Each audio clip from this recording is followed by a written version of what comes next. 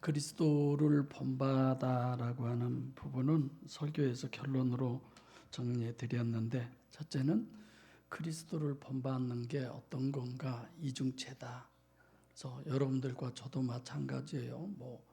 하나님 안 믿어도 다 이중체예요. 우리는 그렇게 하나님은 창조하셨어요. 그래서 예수님이 이 땅에 오신 것의 첫 번째는 이중체의 모델이시고, 주님과 똑같이 우리도 단일체는 절대 아닙니다. 이중체면 필연적으로 그 이중체 중에 뭐가 우선이에요? 육체가 우선이에요. 그 안에 영이 들어있는 거죠. 그래서 겉사람은 뭐와 같고, 무슨 새? 뱁새. 뱁새 한 마리 잡아와 보세요. 얼마나 큰 것이 뱁새인지 잘은 모르겠어요. 육체 우선이고, 속은 뭔 새가 들어있어요? 황새가 들어있는, 영이 들어있는. 이게 육과 영을 뱁새와 황새로 이렇게 비교한 거죠. 그래서 보혜사 성령이 임마누엘 하시면 우리의 심령이 뭐가 돼요? 보혜사 성령 하나님께는 뭐가 돼요? 집 감옥살이 하는 거예요. 감옥살이 하시는 거죠. 그게 감사하죠. 정말 그런 부분이. 그런 걸 생각해 보면 갈보리에서 지신 십자가와 내 속에 들어와서 감옥살이 하는 것과 어디가 더 힘들어요? 안경남 권사님, 어디가 더 힘들어요? 그러죠. 그래서 더 하나님께 감사하지. 두 번째로는 성령 침례의 모델이에요. 예수님이 요한복음 14장 12절에 나를 믿는 자는 내가 하는 일을 저도 할 것이요 이것보다 큰 것도 하리니. 또 이런 부분을 우리가 본받아야 되고, 그래서 입을 열어 주의 복음을 증거하는 그 부분의 한 부분도 가능합니다. 세 번째로는 영이 실체다. 예수님이 이 땅에 사신 것의 삶의 모든 것은 뭘 증명하느냐면 영이 실체다라는 걸 증명해요. 그래서 여러분들과 저도 내 정체가 영이 나다라는 걸 항상 생각하셔야 돼요. 그럼 영이 실체이기 때문에 예수님이 어디를 걸었어요? 무리를 걷는 거예요. 영이 실체이기 때문에. 그래서 여러분들을 영적으로 이끌 때 목표점이 영이 실체로 가야 돼요. 내가 자녀를 보건 가족 누구를 보건 사람을 볼 때 영으로 봐야 돼요. 우리는 저 영이 죽어 있구나, 저 영이 병들어 있구나, 저 영이 지금 시험에 들어 있구나, 저 영이 이렇게 볼 수 있죠. 저거 뭐야 이런 건 아니죠. 그래서 목양교회는 적어도 그래요. 훌륭한 사람, 선한 사람, 의로운 사람, 이런 걸 키우는 것, 이런 것을 목표로 하는 거 아니에요. 처음부터 그리스도를 본받는 사람으로 키워가는 거죠. 그래서 예수 믿고 거듭나는 것은 여러분들과 제가 하나님의 자녀가 되는 거예요. 예수님이 너희를 누구라고 한다겠어요? 신이라고 한다겠다니까요. 왜? 하나님이 내 안에 와서 계시니까. 하나님의 자녀, 그게 목표점이에요. 그것이 그리스도를 본받는 거지. 예수님은 누구신가? 우는 자의 위로와. 누가 울게 했어요? 누가 병들게 했어요? 누가 고난을 받게 했어요? 전혀 맞지 않는 얘기죠. 그래서 그리스도를 본받아는 예수님의 제자 되는 거 아니에요. 훈련 받는 거 아니에요. 오직 믿음으로 하나님의 자녀가 되는 거예요. 작은 예수가 되는 거예요. 할렐루야. 자, 1절 시작. 예수께서 이 말씀을 하시고 눈을 들어 하늘을 우러러 가라사대 아버지여 때가 이르렀사오니 아들을 영화롭게 하사 아들로 아버지를 영화롭게 하옵소서. 자, 지금 여기는 호칭이 절대예요. 기준이 지금 1절은 예수죠. 원래는 예수 그리스도예요. 예수로 본문이 쓴 거죠. 신인 메시아. 예수님께서 이 말씀을 하셨다. 방금 전에 설교 들어나서 쉽게 이해 잘 되죠? 이 말씀을 하셨다는 바로 앞에 얘기구나. 또 밥 안 누르지 마세요. 다음엔 밥 안 눌러도 이렇게 안 할 거예요. 밥 안 누르고 이렇게 해서 끝내고 올르고 그건 아니죠. 그래서 성경 신학을 정립해주고 비사로 이렇게 말씀 전하고 그런 부분, 예수가 메시아다, 선지자 아니다, 이렇게 해서 공생의 사역을 예수님이 마쳤다. 눈을 들어 우러러 천국 하늘 속으로, 원문대로 본다면 하늘 속으로 보고, 이거는 신관계, 신본을 얘기하는 거죠. 기도론 전체는 유일신 신앙은 신관계론이지 인간관계론이 아니에요. 그래서 여러분들이 앞에 나오셔서 기도할 때 신관계론적 기도를 하셔요. 아멘 안 해도 아무렇지도 않아요. 정말 하나님에게, 지금 예수님이 기도를 하는데 뭐래요? 고개를 들어서 하늘을 우러러 본다라고 하는 의미는 하나님과의 관계를 얘기해요. 지금 하나님께 기도하는 거죠. 그래서 아버지요, 성부 하나님을 아버지다. 여전히 관계성이 절대죠. 하나님하고 엘로힘하고 아버지하고는 천지 차이죠. 잘 아시죠? 그래서 아버지. 제가 항상 그 자활의 때 얘기지만 50년 전 얘기지만 이게 대표 기도들을 늘 했는데 제가 늘 아버지, 항상 아버지라고 하는 단어를 써서 박은재 장로님 형님, 춘재 형님 미국에서 이제 얼마 전에 작년인가 그 작년에 돌아가셨는데 여기 동명교회 부목으로도 계셨었어요. 그리고 비금에서도 계셨고 나한테 항상 물었어요. 성주 너는 왜 하나님을 자꾸 아버지라고 그러냐? 나는 아버지가 제일 좋아서. 근데 모르고 했는데 아버지가 좋더라고요. 여러분들도 아버지가 좋죠? 옛날에는 나이 많이 드신 분들이 기도할 때 아버지 그럼 물어보고 싶었어요. 본인은 할아버지인데 하나님을 저렇게 아버지라고 쉽게 해지나? 물어보고 싶었어요. 우리 장로님들은 아버지 잘 하시네.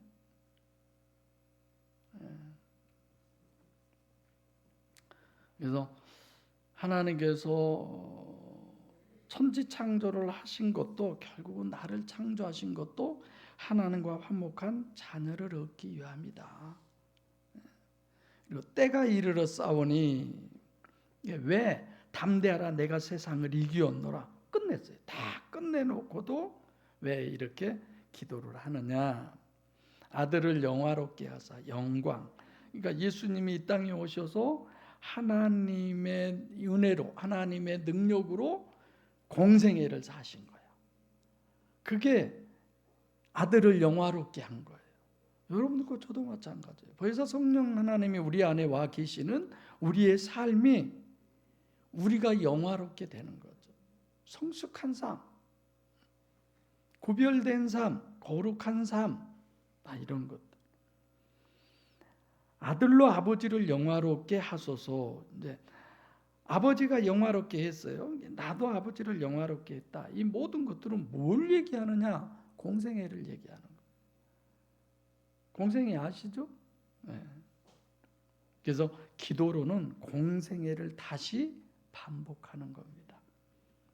2절. 그러니까 1절에서는 기도의 대상이 정확하죠? 2절 시작.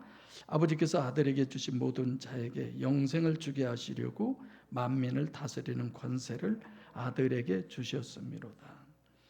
여기서 문맥상으로 보면요, 만민을 다스리는 권세를 아들에게 주셨다.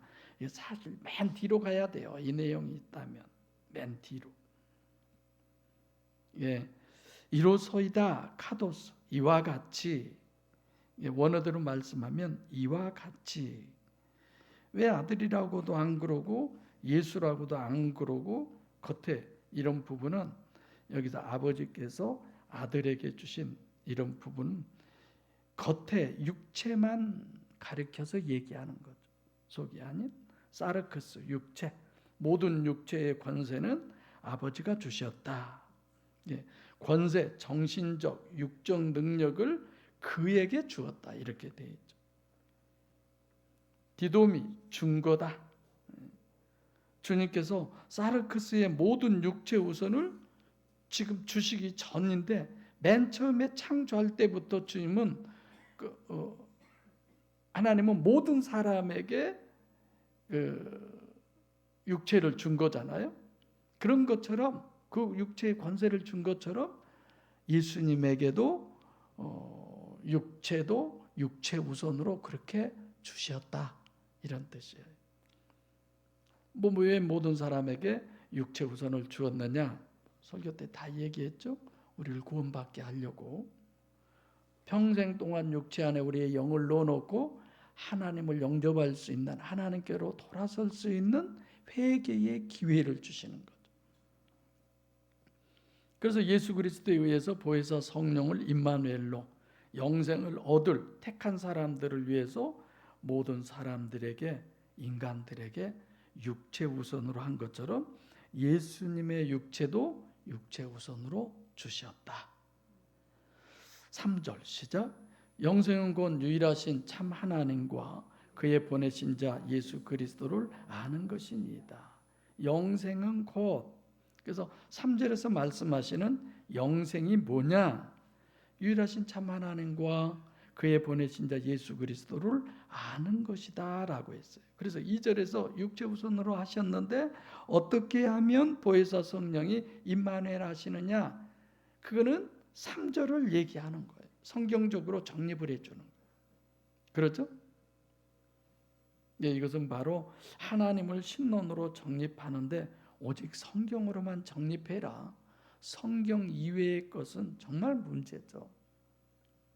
그래서 우리 지금 송 권사님하고 김 권사님 가시고 안 계시는데 저분들은 우리 교회에서 아멘도 제일 잘해요. 계속 고개 끄덕끄덕 하셔요. 내가 이상해져요. 이제 그러면 다 맞아요. 다 아멘이고 거기까지만.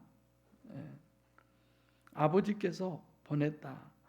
아포스텔로라고 하는 단어, 사명을 주고 보내셨다.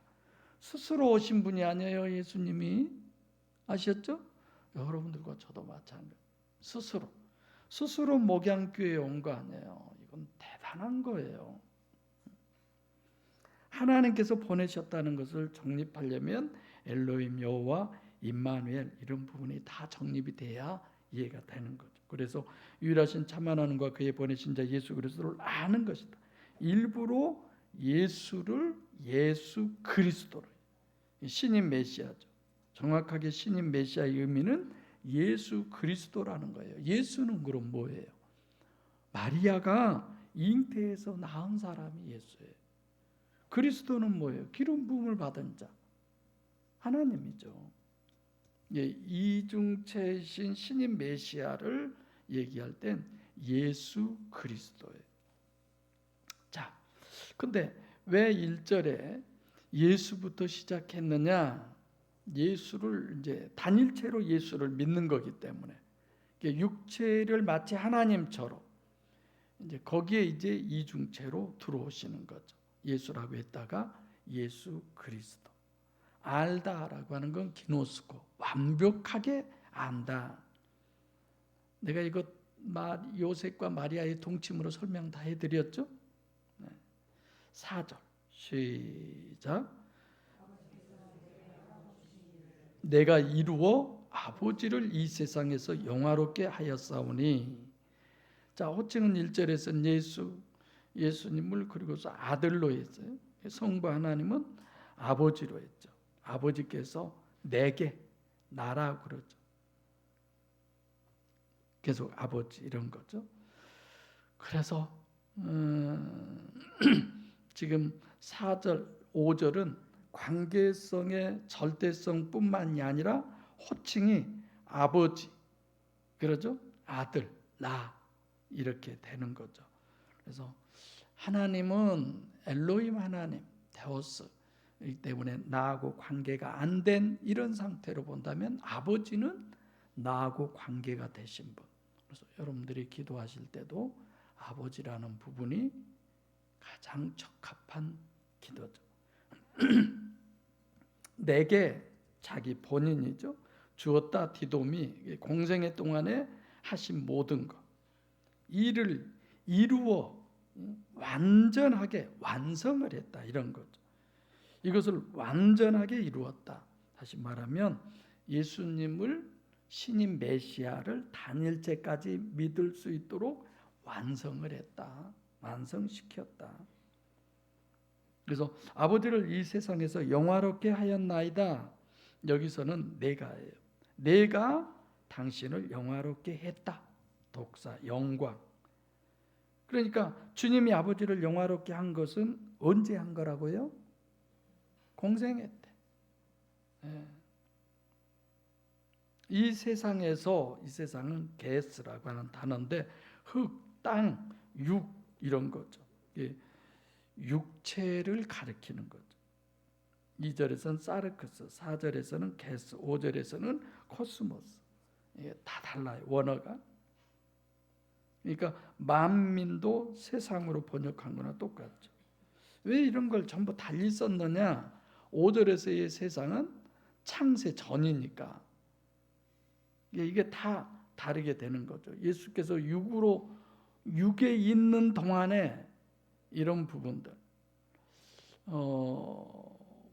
이 세상에서의 그 말은 내가 육으로 이 세상에 있는 동안에, 육에 있는 동안에 이런 거죠. 그럼 육에 없는 동안도 있죠. 예수님은 이제 부활하실 때 육체에서 나오신 그 전도 마찬가지. 5절 시작. 아버지여, 창세전에 내가 아버지와 함께 가졌던 영화로서 지금도 아버지와 함께 나를 영화롭게 하옵소서. 창세전에 이미 삼위일체 하나님이시니까 어제 모든 것들을 똑같이 갖고 있는 거죠.